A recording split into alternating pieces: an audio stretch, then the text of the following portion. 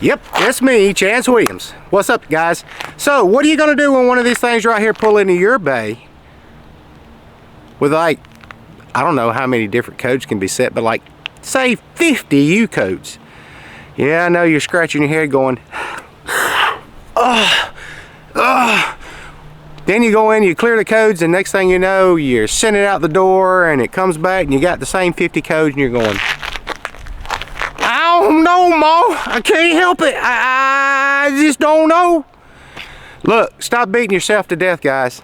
U codes are really aggravating, but I promise you, if you do enough research and you stay on your game, you can win just about every single time. Now, I've been doing this 35 years, so I have had a few kick my butt, and I can only think of maybe 2 ever, you know, and I just gave up, and that was in my early years, and I have learned a lot more since then.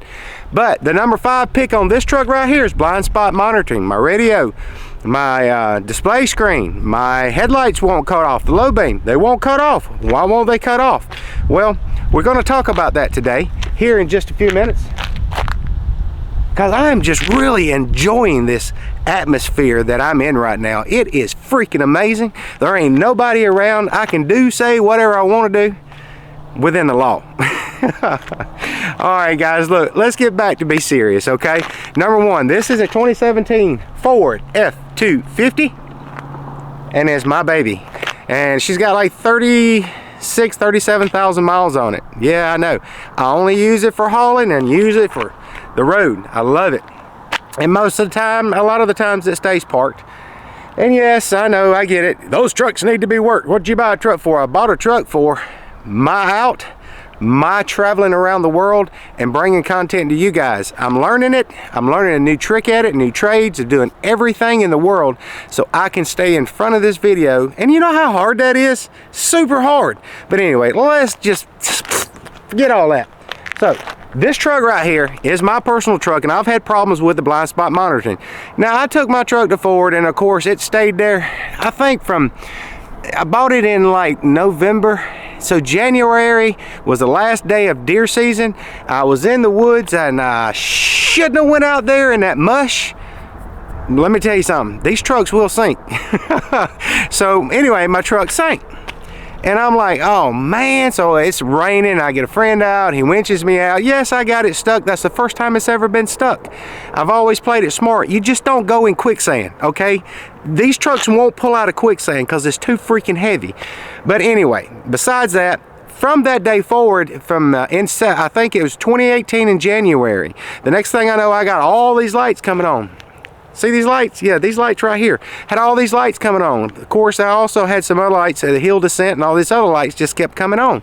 Well, I kept scratching my tail and left it to the dealership, to the experienced technicians, to the Ford trained certified factory guys. Let them have it. I did. They had it from January to February, March, April, May, June. I left for Colorado the end of June. So I went up there and I demanded my truck back, or give me a truck. Well, of course they gave my truck back to me, and they supposedly quote unquote fixed it, but they didn't. I think 30 minutes into my drive, the lights came back on. I picked the phone up, I called the guy, I said, hey man, let's not worry about it no more. I'm through you guys. I'll just fix it myself. Well, this was in 2018, okay? Now this is 2021. It's been a little bit aggravating because it only comes on every once in a blue moon, and sometimes it'll take a repetition to come on whenever it feels like it. You know, that's the way the world revolves. It just does it whenever it wants to. So, you know, I'm out here in North Carolina visiting my very first grandbaby, guys. She is freaking amazing. She's just the cutest little thing. But anyway, I don't want to hear all that mushy. But anyway, so I'm just telling you, I've got time to waste. I'm enjoying myself. I have been the happiest. I'm just ecstatic. Look, nobody around. It's amazing. This is what I always dream for and hope for, and this is what I'm pushing for, and I'm going for it. So anyway, so I had some time to kill, and I said, what would be a good video? U codes. Yeah, let's see what we got stored. See these codes that are stored right here? Well, I decided to take a more in-depth look at it. So here is some information out here that I have gathered for myself that's fixed my truck. Now this was a few days ago that I did this, so I wanted to give it a few days and let's see what happened. Typically they would come in as hidden codes. They wouldn't trigger any bells or whistles or anything like that. That's kind of the norm of the U codes, unless it just takes a hiccup and quits communicating completely. Then you got to worry about fixing the so-called stay on all the time, or as they say, active code stored at this moment is not fixable until you do your repair. So anyway, I decided, well, let's do it. So I did. So I sat down, I got me a cup of coffee, I started drinking it. And I was like, yeah, we're gonna fix this booger. Well, I started scratching my head when I saw all the data communication lines in the world in this truck. This thing's like an airplane. If it had wings, you'd be safest person in there. It had redundant system after redundant. It's got dual alternators on it. Heck, if one fails, I got another one. Well, that's for snow plowing. I didn't know it actually came with it because I've never really dove into the under the hood of this truck because I've never had any reason to, other than the blind spot monitoring stuff that always popped on. Now, I've never had any problems with the screen. Well, I take that back. My screen did freeze one time on the way up here, and I think it has something to do with my phone, my Apple. Anyway, I unhooked it, restarted, everything worked fine. But anyway, go back to the U codes. If you can see the list of U codes stored in here, there were a whole bunch of them. So I decided to start doing some little bit of research. That's where it starts, right guys? So the first thing that I did is I hooked my scanner up, just like I did, hooked it up. Now I scanned every code or every controller that was on that was in this truck, and boy, has it got a lot of controllers. I don't think this truck could hit a bump without knowing that it hit a bump. So I was happy with that. I saw all the codes that was actually stored, so I started doing some research. Man, this is a lot of these controllers are hitting this one right here. Let's see what's going on. So I started looking at what they call bus bars, and the number 5 search on Identifix is blind spot monitoring, my headlights won't go off, all kinds of things. There was this pretty smart guy in there. He started saying, hey, look at this block 7. You know, your bus bar on here's thing before anything starts, before you really get, you know, just ripping your clothes off like Superman and Spider-Man and all those other characters and diving into this thing. Let's do some easy stuff first. One is make sure that you look at the truck, especially if it's not yours, for any add-on stuff. Now, yes, I do have some add-on stuff on here, but mine is wireless. Mine is mainly bolted underneath the truck, and I have wireless control for my, basically, the only thing really on here wireless is my airlift. Now, the lights and stuff that I got and on here on the front are wired in straight remote to the, you know, the auxiliary switches, which, man, those are sweet. Got my air pump hooked into it remotely. Hey, airlift is the way to go, especially wireless. You don't want to be tacking all that nasty stuff in there. But anyway, blah, blah, blah, blah. All right, so we'll go back to the U code. So I decided to start doing a little bit of research, and I said, hey, you know, this guy's on to something here. You know, this is how we make the world go around. Somebody finds it, they put out the information, and it helps everybody else. Well, that's what I'm here to do for you. I do my research, I look at it as, hey, I'm fixing to help you, and hopefully this will help you. So I said, okay, let's see what this guy's got going on right here. So I decided I would go and jump into looking at this bus bar. Now, for what you guys that don't know that what a bus bar is, basically it's just a connector, and it's a bar, a bridge, and it connects a whole bunch of wires together. All these wires in this connector right here are 12 of them. 12 pins, and there's 12 wires into it. And now if you start following those things, they go into another couple of junction blocks, and they go into the data link connector, they go into the gateway module, and they just span out everywhere. For you guys that are using like Mitchell on demand, or either All Data, or either Identifix, they have this cool thing that is aftermarket OE wiring with color schematics.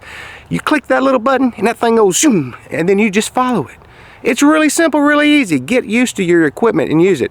So anyway, I said, okay, where is this thing located at? Dagnabbit, it's under the tire. It's by the tire, or close to the spare tire. So I had to remove the spare tire. Hey, I got time on my hands, so I just removed that spare tire. Hey, if y'all give me just a few minutes, I'll show you what I found. And yes, the tire's removed, but you know, I got to switch up. Got to make sure that we get good shots of this stuff so you can see what I'm talking about. All right, I am back. So what we're going to do is we're going to take a look at this platinum Ford. Ford's a good product. Everybody has their picks and says about the Chevrolet, Duramax, Cummins. Y'all say whatever you want to say. The Ford and the 6.7 has been a real good truck to me. It's got 37,000 miles on it. I do a very good job of taking care of it, and I don't care what brand, make, or model that you guys have out there. It doesn't matter to me. They're all trucks. They've all helped me make a very good living for myself in my life, and I guess he will continue to do so. And y'all can knock them whoever you want to. I'm very partial to Ford, but I'm partial to anything that comes into my shop and helps me pay my bills. But anyway, Ford or anybody, it doesn't make no difference to me, because everybody has a lot of different engineering, and some engineering stuff is really good and some is really not good. But anyway, so we're gonna go up under the back of this thing right here. We're gonna crawl up under here. Yeah. See, spare tire, gone. Look at there. What do you think about that? See, that's my wireless controller for my airbags. All right, so I found a couple of things when I was looking up under here. I always like to poke and pry around. Hey, will you guys believe that I got 38,000 miles on here, still got almost full brake pad? How y'all wearing y'all's out so much? And I pull 13,000 pounds when I pull. But anyway, there is, if you look real close, I'll pull it out here. There's a bus bar. But it's not the bus bar. But you know what I did? I went ahead and took that thing apart, look up in there, make sure it wasn't what I found with mine. The bus bar that I'm looking for, it's towards the bumper, and it's right there. Y'all see that? Now, if you look, I should show some pictures right here of that bus bar taken apart. Yeah, I'm just peeking around under here. I ain't been under here in a while. Hey, everything looks really good. Don't look too nasty or anything. But anyway, this bus bar right here, I don't like bus bars being put in locations like this. That's just crazy. You got all the elements of the world running up underneath this truck when you're driving it, especially if you're doing a lot of off-roading. These weather pack seals that are in here ain't gonna last forever. I'm gonna highly suggest you guys find a way to secure those a little bit better and keep all of the trash and the crap out of it. But anyway, what I did was I took my spare tire out, I took that out, and guess what I found? Well, I'll tell you exactly what I found. I found this bus bar was not completely seated like it was supposed to be. Well, it was kind of crooked sideways. Well, you know what I did? I took it out. I made sure all the connectors and components were clean on it, and I said, all right, this is good. So we're just gonna leave it like that right now. Seems to be fixed. Like I've told you, I went back and rechecked codes and stuff. I don't have any pending or any hidden codes anywhere. I've got a clean system, very good system health check, and I'm happy with it.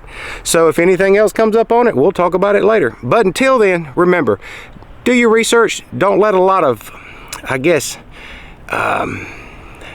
negative impact from anybody in this world put up against you and tell you you can't do anything. Just sit down, drink a cup of coffee, look at it. You may not be the smartest or the brightest brick in the whole pile, but you know what? With any type of doing, going after, and working for, you can achieve anything. So it doesn't matter whether it's a U code, a P code, or a B code. Do your research, scan every control module on there, pick out the one that's getting pushed against the most, as in other words, being bullied. All right, guys, until then, hey, take care. I'll holler at you soon.